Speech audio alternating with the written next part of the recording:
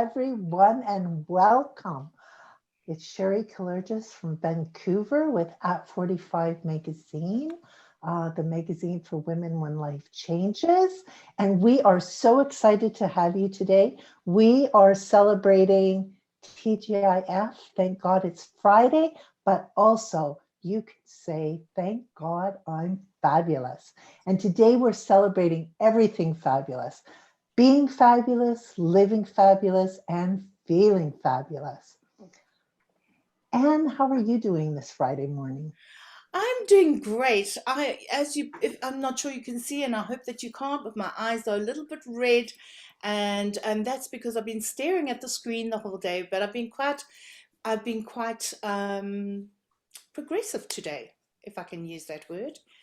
Yeah, and I'm Anne Merritt, and I'm the founder of Women Connect membership platform, and I'm also the co-founder of Fabulous University alongside Sherry. So yes, thank you so much for coming on to chat to us today about ego. Can't wait to hear what you have to say. Oh, Yeah, my pleasure. it's going to be an amazing show.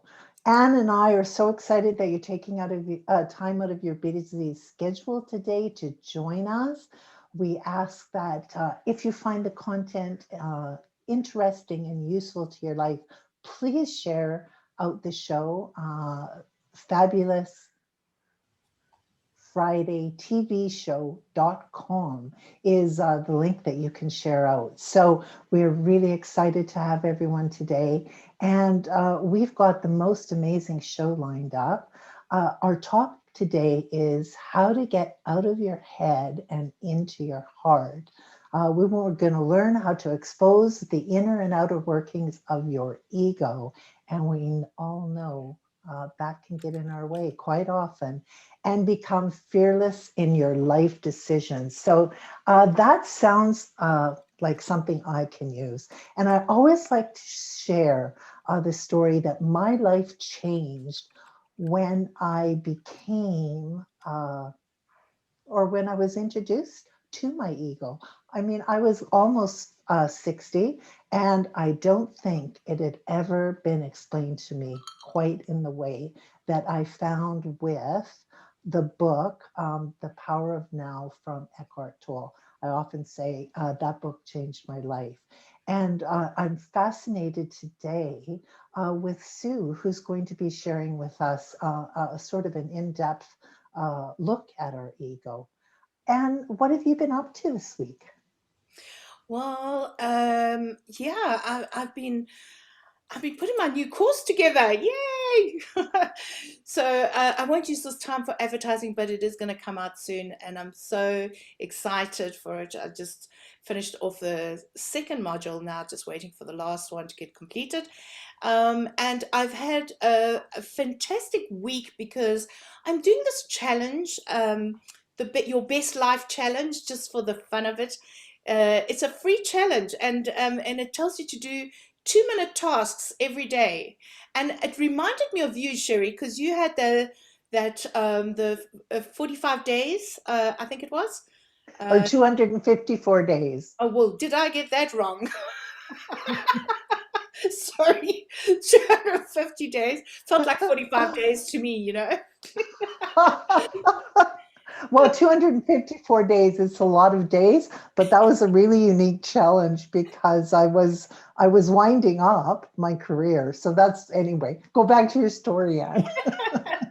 Yeah, and it gives you little exercises to do, 2-minute exercises like what was the negative thought you thought today, or what was it, what was was there anyone that annoyed you, and what did they annoy you about? Because you obviously have to look at why someone annoys you, because normally what happens is it's a reflection of your own personality that you're seeing in someone else. And so I often do that.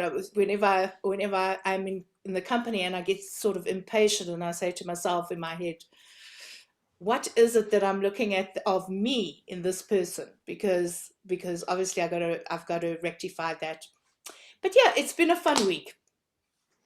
Well, and I think that sort of goes along with our topic about ego, right? Like often the things that we feel frustrated about or because that ego is getting in the way. There's something about that situation or that person that's resonating with us. And yeah, we all face it, don't we? We sure do. So Okay. let's get underway. Yeah. So today our speaker is Sue Dumais. She's a global impact visionary leader, a best-selling author. She's an international speaker, a gifted intuitive healer, an ordained minister, and inspiration for the Heart Yes movement. Now, Sue published her sixth book a couple of years ago called The Evolution of the Ego, a journey to unwind your ego, embrace your humanness, and embody your divinity. Her previous book was Stand Up and Stand Out, Stand Strong, which was a 30-day guide to navigate when the shift hits the fan. Yes, interesting use of words there. And is proving to be the right book at the right time during our shifting times, especially again as we're dealing with COVID and coming out of that. So Sue brings the gifts of insight and self-empowerment. She's creating a shift in consciousness from head to heart. She fosters a deep healing and profound awakening, and she guides others to hear, answer, and trust the highest calling of their heart. Sue's passionate about illuminating the path for others as they discover, embrace, and embody their heart. Yes. So welcome, Sue. We're so excited to have you today. Thank you. It's a pleasure to be here with all of you. I'm excited to share. Well, thank you. Now we have a PowerPoint, I believe. Yes, we can jump right into that. Okay.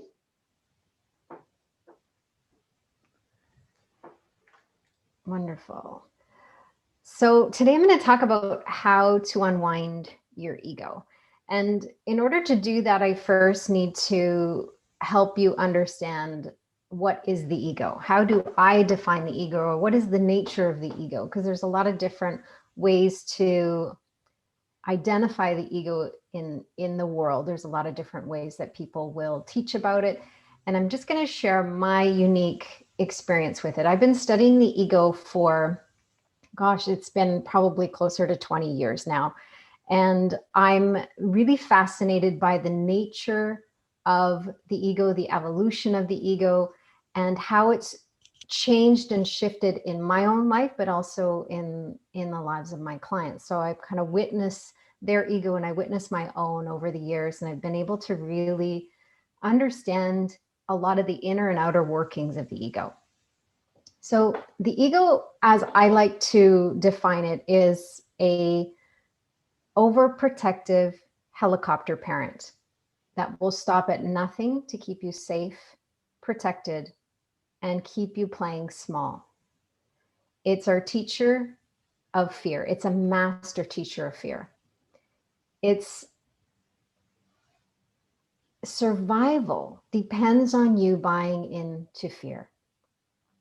So the very nature of the ego is fear-based. And I often talk about the idea that we have two teachers in our mind. We have the teacher of fear, which is the ego. And the ego gives us an experience of fear, a really intimate experience of fear in our lives. And then we have a teacher, which I call spirit. You can call it whatever you wish. And that's our teacher of love. So in every moment, we can choose between one of those two teachers. We either choose ego, choose fear, or we choose love. We choose spirit.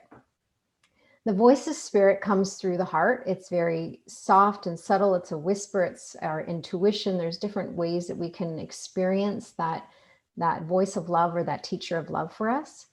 But in every moment, we can only be listening to one or the other. You can't have both teachers speaking at you at one time. So in every moment, you're either choosing love or you're choosing fear. You're either choosing to listen to ego or you're choosing to listen to spirit.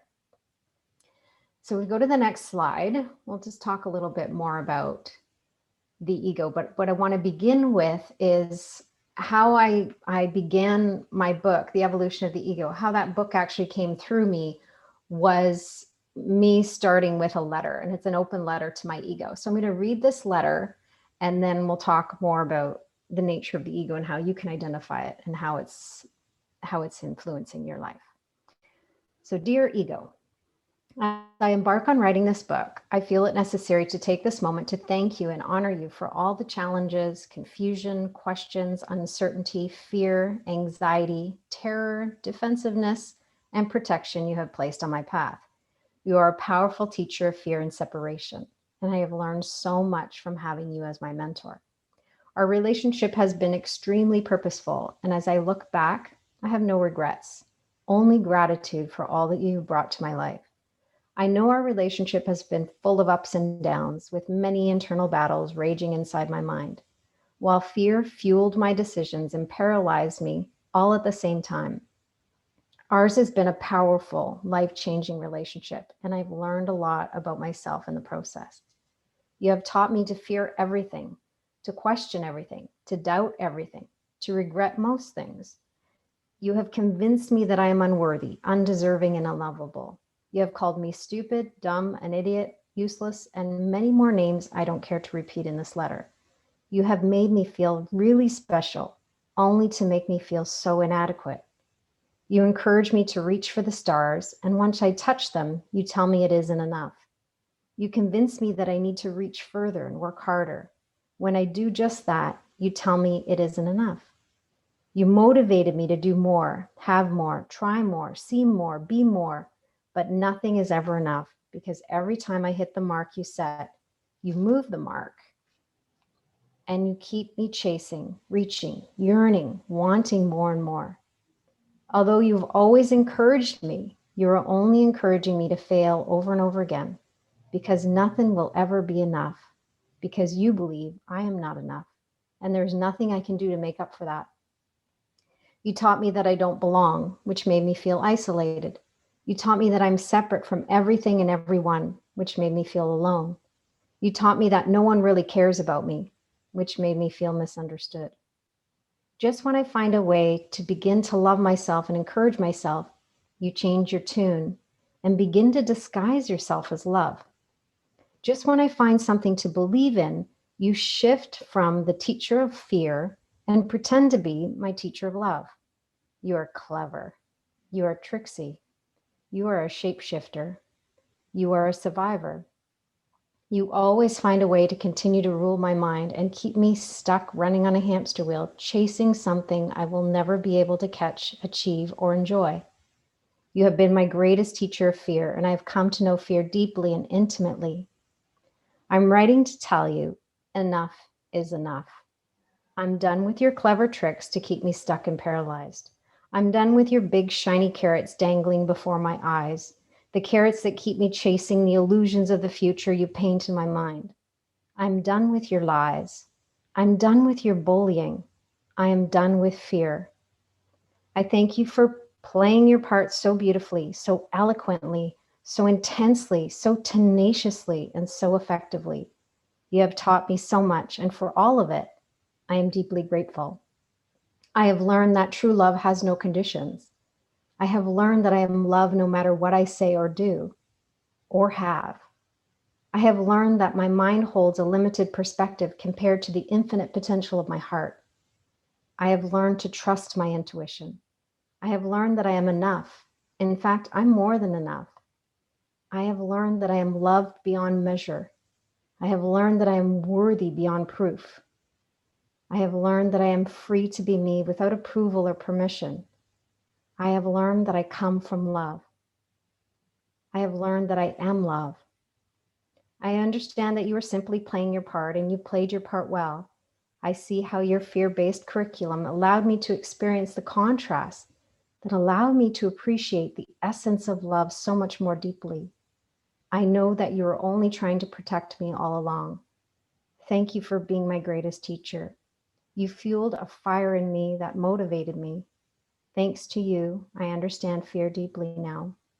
Thank you for bringing me to my knees on many occasions and showing me the contrast of my inner darkness and my greatest light, so that I could learn to appreciate and embrace my greatest light. Thank you for helping me stand on my own and embrace my separateness so I could experience and appreciate the contrast between fear and love. I'm ready to stand on my own. I feel empowered to walk with strength and courage. I am ready to release my fears and stand in the truth of love. I am ready to embrace my humanness and embody my true unconditional love. Thank you, thank you, thank you. From the bottom of my heart, I am truly grateful and honored to have such a remarkable teacher of fear. I will remember and honor our time together with fondness and gratitude. I know you will be waiting, watching, and anticipating a way to wiggle your way back into my life. But I am good. I don't need fear anymore. It's time for me to say goodbye to fear. I see you. I appreciate you. I honor you. I love you. Goodbye. With love, Sue.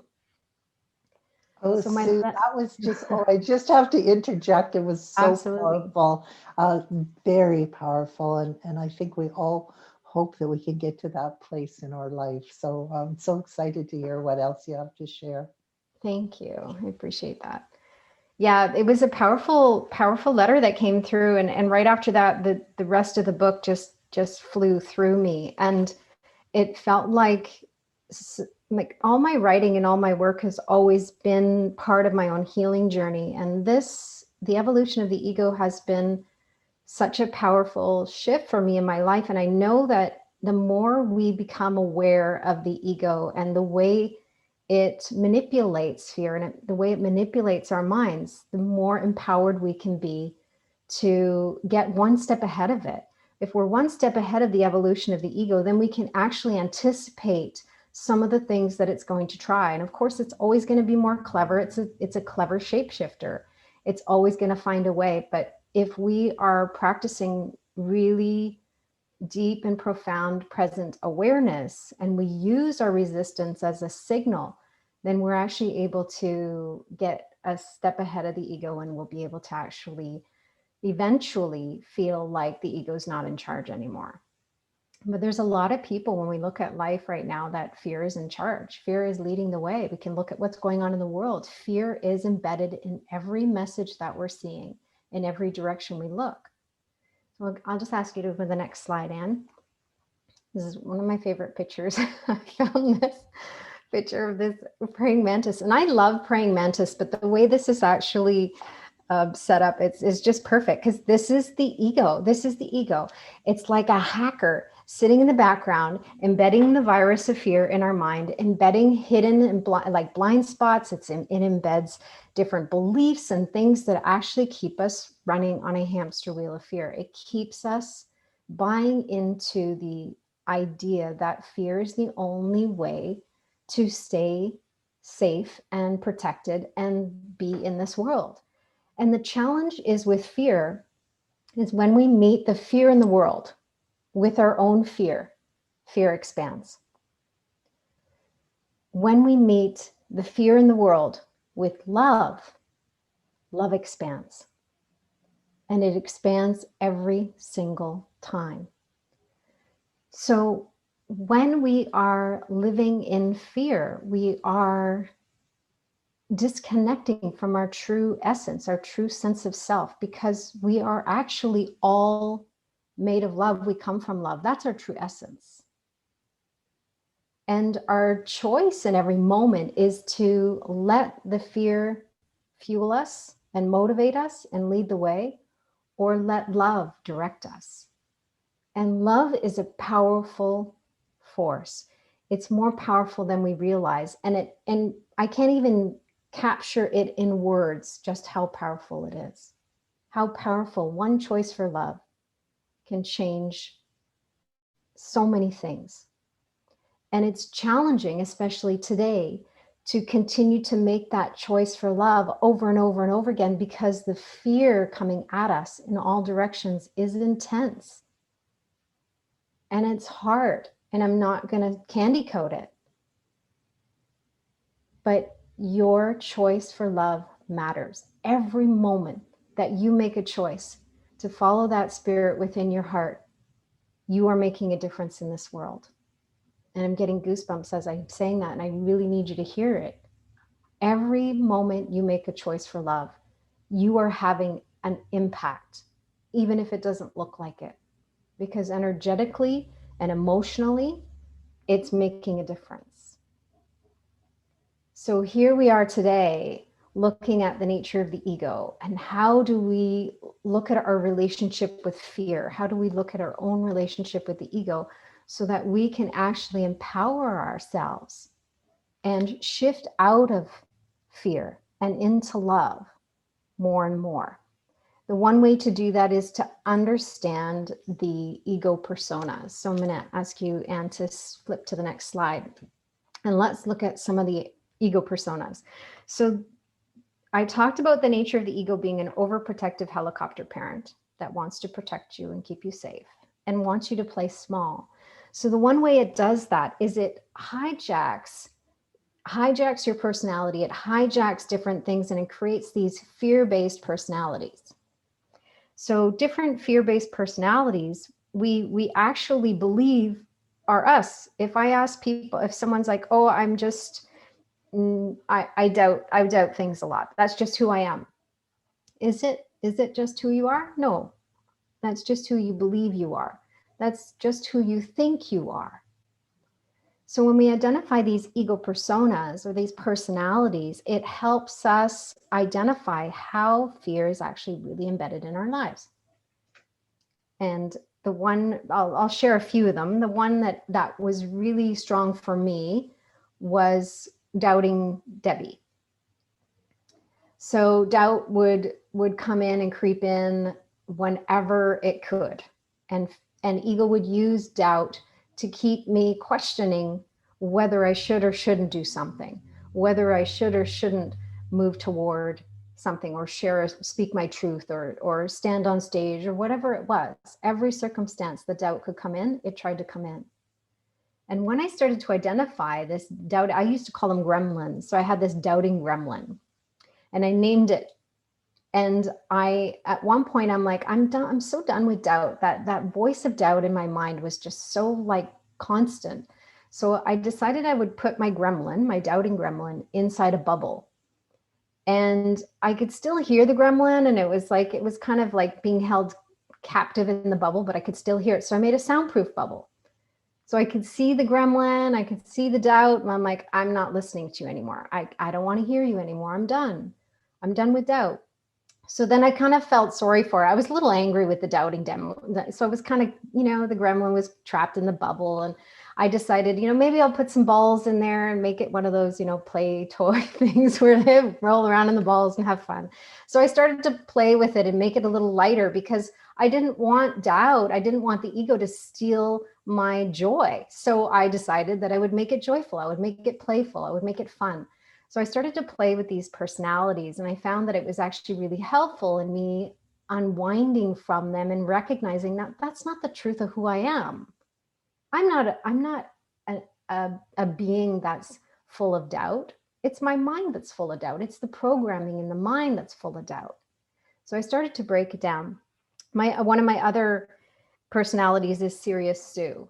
So especially after I had my kids, I became so serious. Like the world was way more serious. It was way more dangerous because I had to protect these little cubs. I was mother bear, and I just got really, really serious. So I had to recognize that personality and start to shift it. And the ways that I was shifting it was with awareness.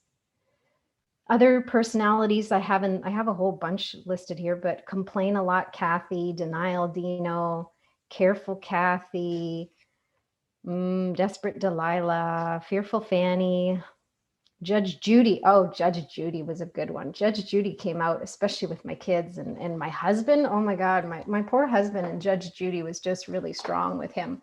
So I had to really become aware of my ego personalities in order to shift them and unwind them. So one piece I'll share, because I know our time is limited today. I really want to help you understand the difference between head and heart. The one thing I'll share is about resistance. And for me, I define resistance as the gap between what the mind thinks and what the heart knows. I'll say that again. It's the gap between what your mind thinks and what your heart knows. So the further away your mind is from the knowing in your heart, the bigger the gap. The bigger the gap, the more resistance. And I'll invite you to switch to the next slide. And then we have the nice kind of heart picture. This is a nice one to speak to. So there's a saying, I always kind of quote it loosely, but they say the shortest distance between your head and your heart, but the journey is very long. The journey to get out of the head and into the heart for a lot of people feels very long. So I'm going to give you some shortcuts today, because I want you to be able to shift out of fear and into love, or shift out of the programming in the mind and into your heart as often as you can, because that's what the world really needs right now, is more people that are leading with their heart. Imagine if you woke up one morning, imagine if we all woke up one morning and none of us could make any decisions from our head. Imagine that every decision came through the heart. The world would change in an instant, because we wouldn't be making decisions based on the filters or the programming or the beliefs or our limitations that are all programmed in our mind. Imagine how different the world would be. Imagine how different your life would be. The challenge with people right now is we've been programmed to lead with the head, to think about things, to use the rational mind, to make decisions based on what we think we should do or shouldn't do, or what we believe is possible or believe is not possible, or other people's opinions, because we're so afraid of judgment. We're programmed to fear judgment. So we put the head in the driver's seat and we kick the heart over to the passenger seat. And what I'm challenging you to do is bring the heart back into the driver's seat, leading with your heart, letting the head, letting the mind come along for the ride. It's meant to be a passenger. It's meant to follow the heart's lead. So how do we get out of the head and into the heart? In those moment-to-moment choices, you can ask, is this love or fear? Is this decision coming from love or fear? Another way to say that, another way to ask that is, what would love do in this moment? What would love choose in this moment, especially when we're facing kind of a path, a fork in the road? Which way would love go? Which way would my heart decide? And tap into the feeling of your heart, the feeling of the heart space, the emotion of the decision, as opposed to what you think you should do or shouldn't do, or analyzing or rationalizing or logically figuring out what would be the best route. Get out of the head and pretend that you don't know. What if you don't really know what is best? What if your mind thinks it knows? But that's all based on knowledge. The heart knows, and that's based on a knowing that goes beyond any limitations in our mind. It's a wisdom that we're tapping into that's actually serving everyone, everywhere, all together, all at once. So we're tapping into a knowing in the heart. So when we have resistance, we have doubt come in, we have fear come in, we get angry, we get frustrated, we get irritable, we feel blah, we feel withdrawn. Any kind of resistance is a discord between the mind and the heart. And when we feel resistance, we can use resistance as a finger pointing to what we need to heal, what we need to see, what we need to feel, what we need to know. It actually helps us point to those blind spots. It helps us shine light on those things that are holding us back. So the more we can actually use resistance, the more we're going to be able to shift out of the head and into the heart. When you use resistance as a tool, as a friend, then we don't get frustrated when we're frustrated. We don't judge when we're angry. We don't judge any of those emotions, any of those reactions, because we see them as an opportunity instead of an obstacle. So anytime, it doesn't come in so much these days, but if doubt comes in, I stop and go, okay, doubt's present. What's happening here? What am I really feeling underneath that? What's really happening? And one of my favorite books is A Course in Miracles. And one of the lessons is, we're never upset for the reason we think. We're never upset for the reason we think. And I emphasize think, because it's about what's in our mind. So if you can use resistance and recognize, I'm not upset for the reason I think, what am I really feeling? What's really happening here? I'll give you an example. When a while back, when my son was really young, my daughter and my son was about 2, I think. I have an older daughter. And we had 2 dogs as well. And I got so triggered when people weren't listening or the dogs weren't listening. And it felt like a real over the top trigger, like a total reactive trigger. And I couldn't figure it out. Why was I feeling so resistant? And so I'd let the dogs out and I'd call them back in. They wouldn't come. And I'd be like, get in here. And I'd be like yelling and I'd be like, ah, this like, just volcano. And I'm like, what is going on? Like, why am I overreacting? Why am I so sensitive to nobody listening to me right now? So I tuned in and I got really quiet and I started to really feel the layers and I went deeper and deeper and I was very, very highly aware of what I was feeling. And what I got to is I kept following it down, layer by layer. And I got to this place of like terror. And I'm like, why am I so terrified? And the words that came is the world is so dangerous and you need to protect your son. Because at that point he was really young. So I felt like if I could in that moment, I would have stuffed him back into my womb, just stuck him back in there so I could protect him. But out in the world, I really felt like he was so vulnerable and I couldn't protect him. So I was the ego. I was that overprotective helicopter parent in that moment, wanting to keep him safe from everything. And my trigger, the way it showed up was that I was triggered by everybody who wouldn't listen. And the words that came is, when people don't listen, bad things happen. And then I shifted back to that memory of when I was a child and I was abused.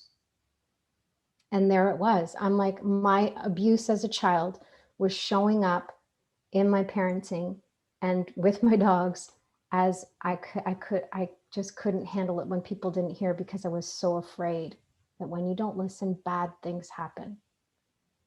That's one example. Now that's an extreme example. That's a big, deep example. But that's how it works. That's how the ego, that's how fear is so deeply embedded in our lives.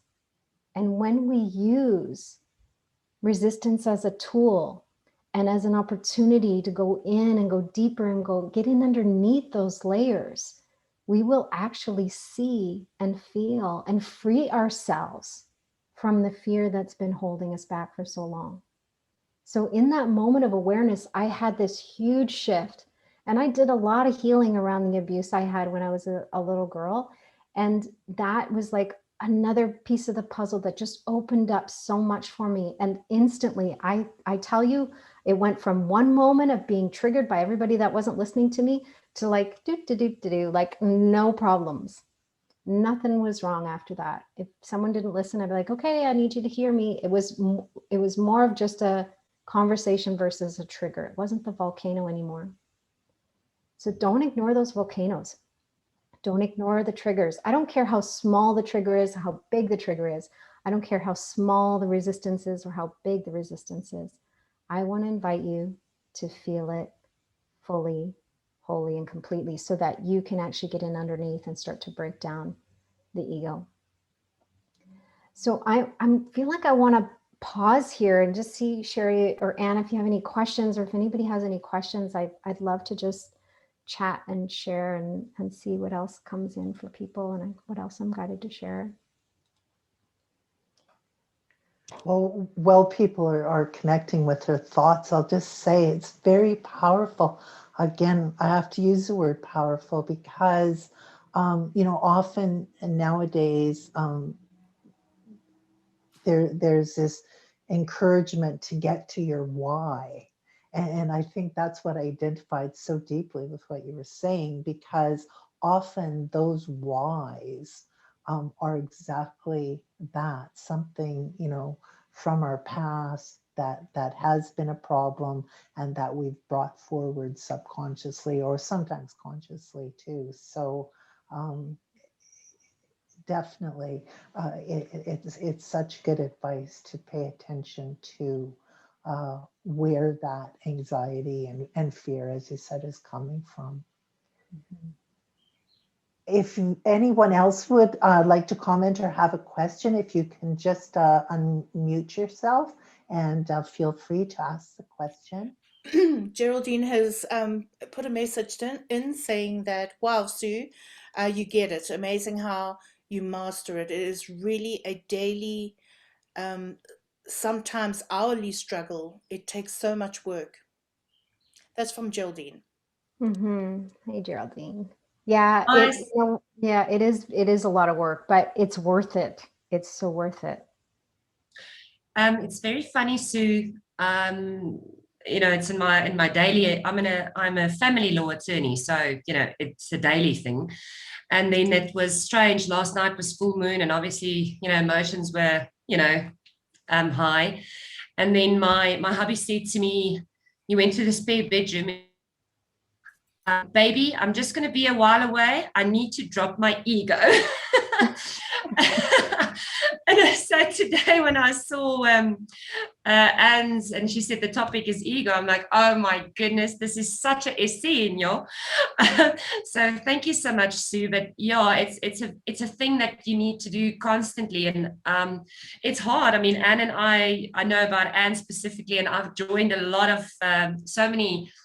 Oh, what do you call it? Training things or things that we did, Anne, working with ego, and it's so tough. I mean, I wish there was an easy way, but you need to filter it. Is there any advice that you can get when it steps in, like at that moment, right at that moment, not breathing, going in, feeling out, going breathing, something that you've, like you said, you made the example of coming back to your childhood. It always comes back to childhood.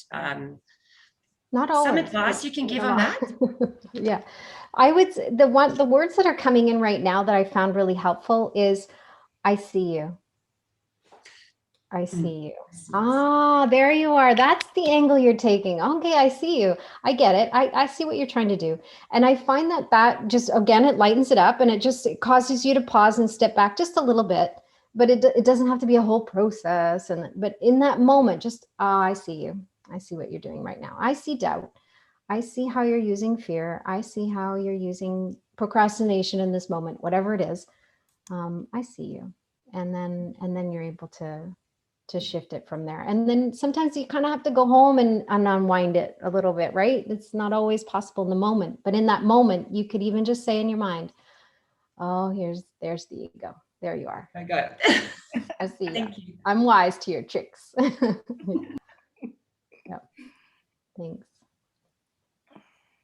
Yeah, that was so awesome. That was really awesome. And it's so amazing because so I spoke earlier about the course that I'm doing, and it's called Get a Grip. And the grip part stands for Get Right In Purposefully. And it's about facing your fear. So, it's so, I didn't realize that you were taking that you were going to go there with the ego. But I totally relate. Yeah. Mm-hmm. And the other thing with it is about when we recognize that fear is actually like a signal that we're on the right path. If we're afraid of something, then that's like, okay, this is the way to go, right? So we know that if the ego is really coming out and trying so hard to really derail us or distract us, we know we're onto something. You keep going on that path because you know that the ego is just trying to keep you from playing big or shining bright or doing what you're meant to be doing. So, and it's just doing it because it wants to keep you safe, and that's okay. It's okay. But eventually, as you become aware of how the ego evolves, and Geraldine, you were asking about, like, there's different stages, and the stages aren't in order, but I talk about the evolution and the different phases. There's the hijacking ego, there's the cheerleading ego. It's like the spiritual ego disguises itself as love. It uses the language of love itself. It's so that the ego would say, come this way, I'll keep you safe. But spirit says you are safe. Right? So it's so subtle, but when we start to really tune into the fear and we start to feel into the energy of the ego, then we start to be able to discern where it's actually coming in and how. And when the ego starts to really become our cheerleader, pretend to be our cheerleader, then of course, then it's just, it's really challenging to discern. But the more and more you practice, the easier and easier it becomes. So Geraldine, I know, I get that it's hard right now and it feels like in your face, because everybody's ego in the world is really supercharged. There's a whole experience of the super ego. I won't go into that right now, but I do have a YouTube video on the super ego and the spiritual ego, talking about the two, because the super ego came in on the day I launched my book, and it was in my face. And I'm like, oh, you waited till the end. I can't even get you in my book. Have to wait till the next one. So when we can recognize it, the more and more we practice it, it actually becomes easier. I swear, I promise you, it becomes easier. And there are tools that I share that make it easier for sure. Yeah. And Sue, Geraldine was asking, does she get your book? My book, you can go on my website, but it's available on Amazon or Barnes and Nobles and any of the online bookstores as well. I do have the ebook and the book on my website, but anywhere you can get it. It's called The Evolution of the Ego. Yeah. And also in at45.com this week, Sue is also a contributor to the magazine. So she has an article in there, and her contact information and everything about her book is in that article too. Yeah, So. the Dear Ego letter is up there now. And then we're going to start sharing as an article for my next book, the Stand Up, Stand Out, Stand Strong. You guys can watch the magazine for excerpts from that book as well. Now, one thing too that I wanted to ask Sue, you were talking about your personas, and what I've found as a woman aging, I've got to 60 something, and I was carrying a lot of guilt with me. I know you didn't speak to the guilt as a persona, but I think a lot of us women at this age, we want to get rid of that baggage. How does that work with the ego? Oh, the ego, that's one of the ego's favorite tools is guilt. It uses guilt in any possible angle it can, especially women. Women carry a lot more guilt. Mothers carry a lot more guilt.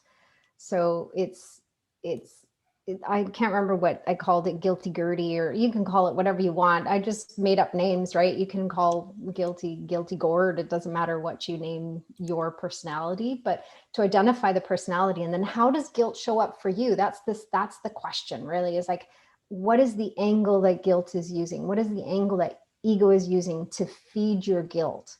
Is it around parenting? Is it around your work, not doing enough?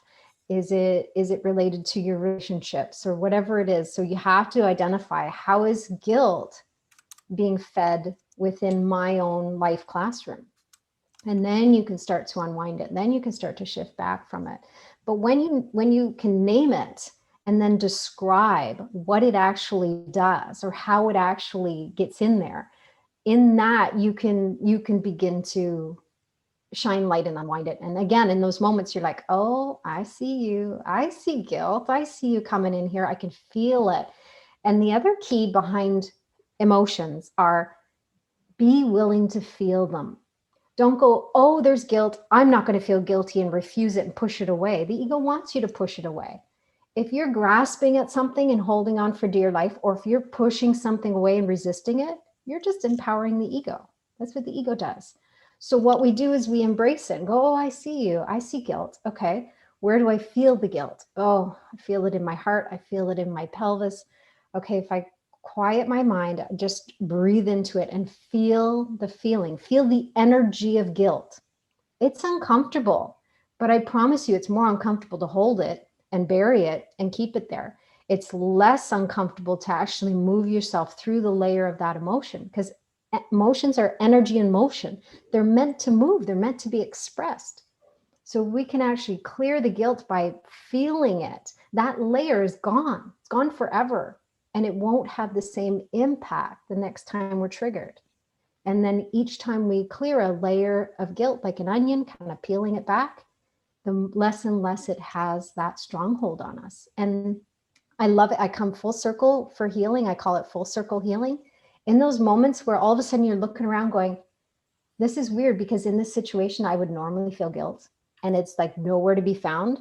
it's really weird. It's odd because it's like a best friend that suddenly disappeared. You're kind of looking around for them. It's like, where did it go? It's really weird. Guilt's not here right now. And then we can celebrate it. But that's the full circle healing. But it takes layer after layer, patience and awareness to keep moving through these pieces. But I promise you, on the other side of feeling these emotions and on the other side of processing these triggers and this resistance, there's freedom there. And I've had the freedom, and my clients have had the freedom, and I've seen it over and over again, how doing this work really frees us in so many different ways. Well, that's really inspirational, because I hadn't thought of it that way. You're always doing your own personal work. And as you've said, a lot of it deals with ego, but it's inspiring to know the more you practice peeling those layers off, that there actually is a destination, that you get to a place where it doesn't have the same hold on you. Yeah. Just don't get attached to the destination. Don't get attached to arriving there. It's like, why am I still doing this? That's like, keep doing it, keep doing it, keep doing it until one day it's just a pleasant surprise. We've arrived. Yeah. Very insightful.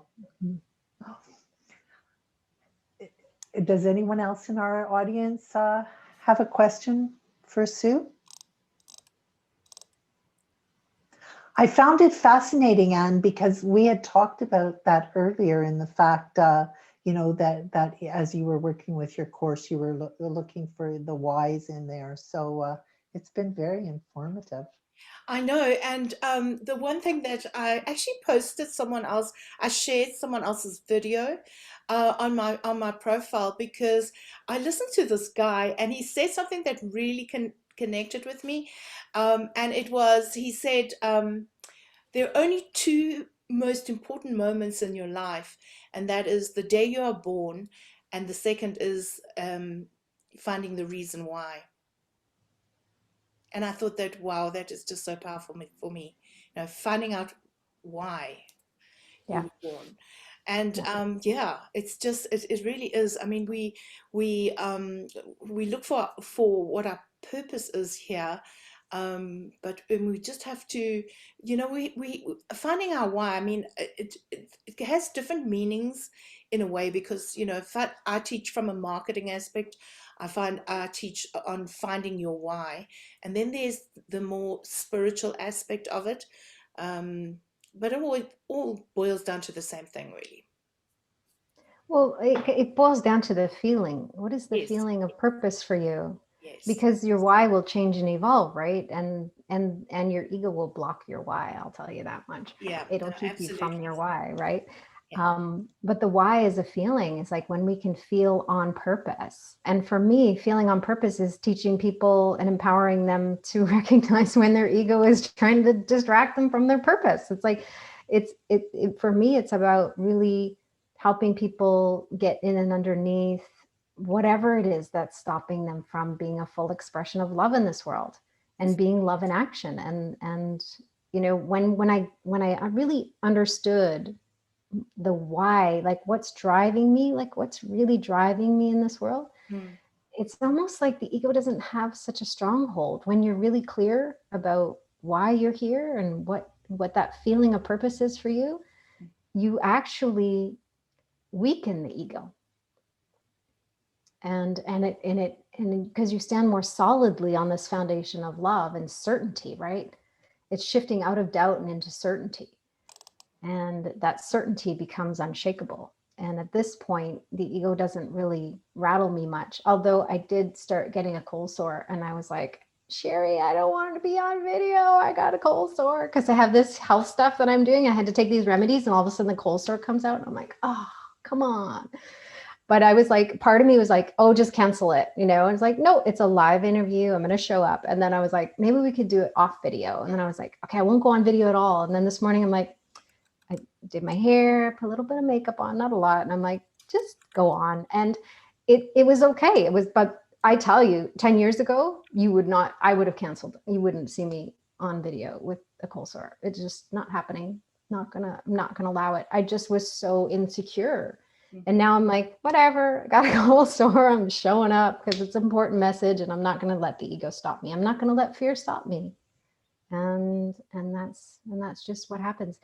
The more and more we do it, the more and more empowered, the more and more strong we feel, the more and more courageous we feel, the less we care about what other people think. Boy, that's a big one. I've been working a lot with my 16-year-old about fear because he's scared of everything. So we always talk about, it's always the idea of it's always worse. But I love the fact that you name them, because that's what I do. My names are way, way, way ruder than yours. But and when I do a lot of why work with new entrepreneurs, and it's interesting because it's such a full circle. And if you miss that piece, and it's really interesting because I find when I work with my clients, the more we can figure out the fear and name them, then we get to move forward. But again, my names are way ruder than yours. And that's way ruder. That's okay. I used to call guilt the hag in the attic, and we used to talk to her all the time. But yeah, way ruder. That's funny. Well, whatever works, right? Whatever works for you. It's like that's the important piece, and whatever can make it light and and relatable for you. That's important. Yeah. Love it. Thanks, Gina.